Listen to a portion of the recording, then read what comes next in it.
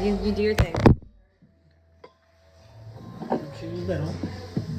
We lived in California. I thought it was in Texas. This happened in California. When I got spooky. Oh no, I thought you were gonna talk about the cat that got cut up. Oh. We lived in a condo, and the next door neighbors moved out, so their condo was vacant. But we could hear like kittens crying inside. And That lady came over, I thought, and told us about it. yeah, Yeah. and the neighbor on the other side came over and asked me if the kittens were ours because she could hear them crying. Thank you. Sorry. Sorry. So I went to our little backyard area, and I could hear them too. So they were definitely in the empty condo that was in between us. And I climbed over the fence into their patio area, the vacant one. And the kittens were actually inside the condo. Why would you leave a cat and kittens inside a locked, vacant place to die? I mean, could have just put them outside if you wanted to abandon them, but Yeah. leaving them in there to starve, that's a whole different kind of cool. So we broke in and got the kittens and the mama out. You said there were 4. I can't remember. You last time told me there were 4. But we gave them away except for one. We decided to keep one, He's the best kitty. and it was the best cat. It was the best Ever. kitty ever. And it looks just like her Yeah, cat. and I got a new one. I prayed for it. You know, I wanted my old cat to come back to me. I prayed for it. What color? Black, all black. It was beautiful. Black and white. And it's like Well, this one has like a little white tuft, and my other one is just all black.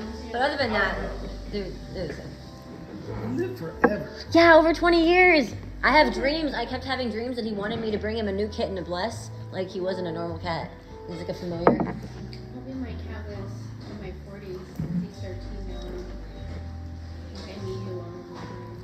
And that cat got hit by a car twice. Yeah, and he could open doors. He came to a whistle. He knew the difference between wild rats and like because I had a pet mouse that would escape all the time, and he would catch the mouse without hurting it and bring it back to me. And then outside he'd kill the wild rodents and leave them on the porch. Like he could tell the difference. He is so smart. We weren't allergic to him. My dad's allergic to cats. We weren't allergic to him.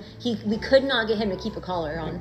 Like we could not. He would not be bound. He was a witch's familiar, man. He was a magical cat. He was a great animal. He would follow me outside between the bushes. He let me dress him up in dog clothes and push him around in a stroller. He was the best. When she was little, she would dress the cat. They'd roll it up like a little roly-poly and stick it in one of those doll strollers. You know, those little doll strollers?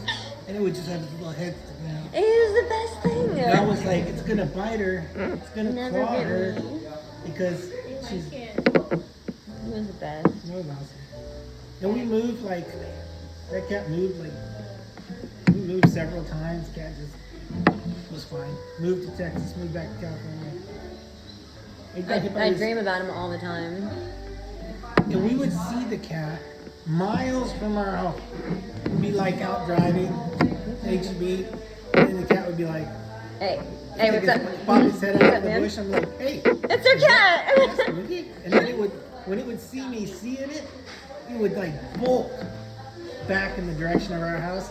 It would pull the full like He was magic. Ferris Bueller's Day Off, like at the end when he's running through everybody's yard trying to get to his house.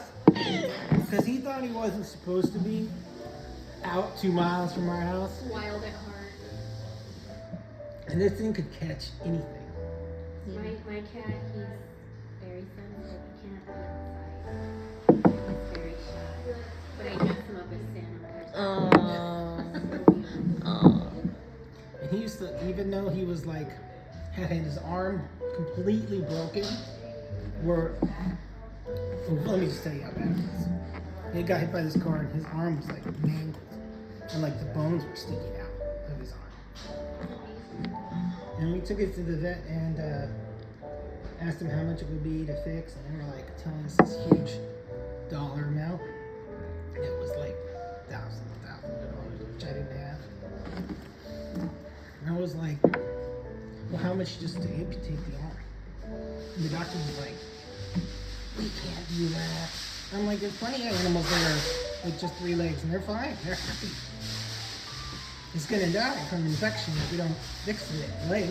And the doctor was like, yeah, you have to let it do the surgery. I was like, no, I can't afford it. And then I came up with this idea.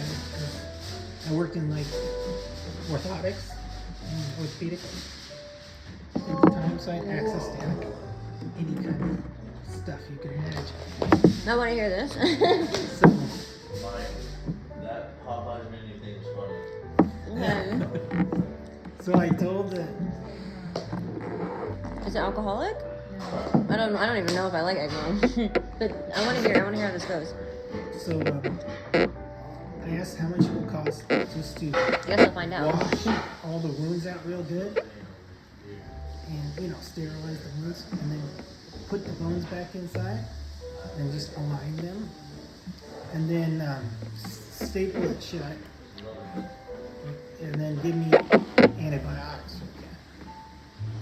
And the doctor was like, "No, we can't do that because the leg will get all deformed and stuff.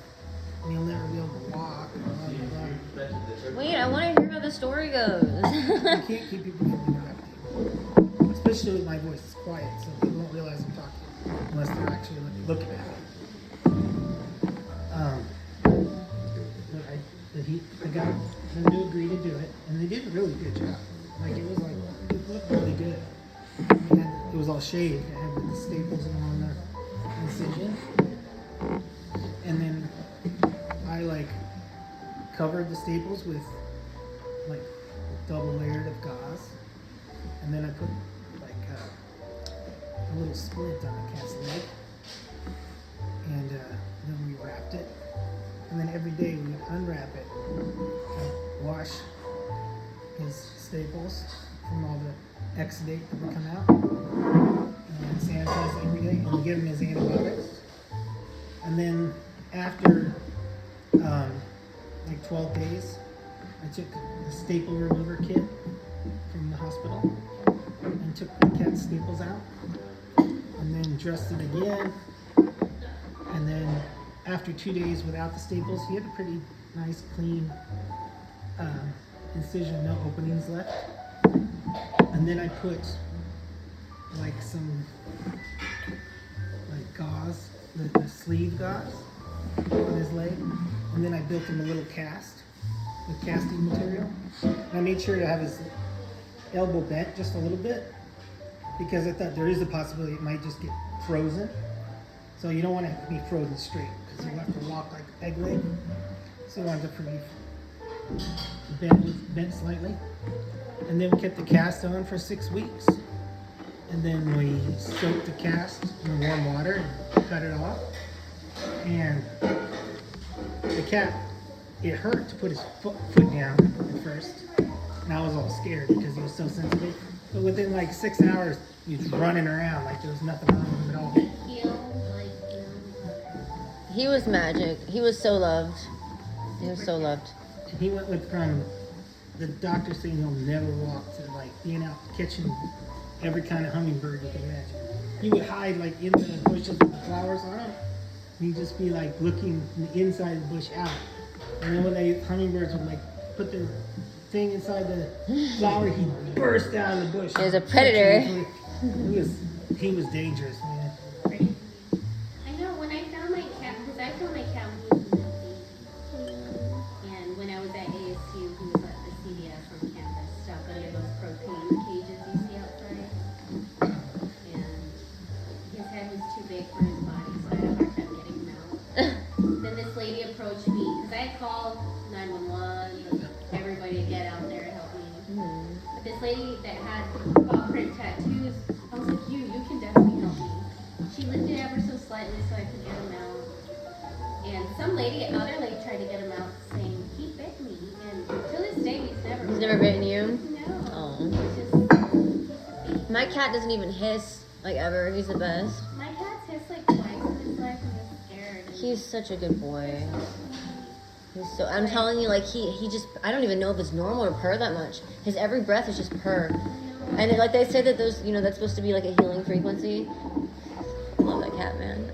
They're little too. Their bodies are so little. You can hear it real loud. Yeah. And I couldn't sleep when he was a baby, but I didn't care. I'm like, God, come on. It was just so loud. Now I love it because his body is bigger, so it's not as loud. But I wake up with him staring at me. I usually can't have him in my room when I'm sleeping because he's a lot like me. And like I have a lot of like sleeping anxiety, I have a lot of issues with sleeping, and it's crazy. I've never seen a cat have those kind of issues before. He'll cuddle me like he wants to sleep with me, he'll get all comfortable, and then you can tell he's anxious because he'll get up and he'll circle around, and then he'll get all comfortable again, and then he'll just keep doing he'll just keep doing it. Like he can't sleep because he's too scared to fall asleep. And even if I roll over, he'll get up and walk, like he has to be facing my face, and then he likes to like look into my face, and he wants to cuddle me, but he's too anxious to fall asleep. And I'm like, I get it because I'm the same way. Like I have a really hard time sleeping unless I'm shut off in a room by myself. Me as a cat. They took me and they put me in a cat, man. Yeah, because I can't sleep either, but my cat's the calm one, so I try to be calm like him. But he had all sorts of issues when I found him when he was a baby. Even his paw was completely split. And then when I rechecked it like days later, it was healed. I was like, am I gaslighting myself? I couldn't. Am I gaslighting myself? Was that real? No.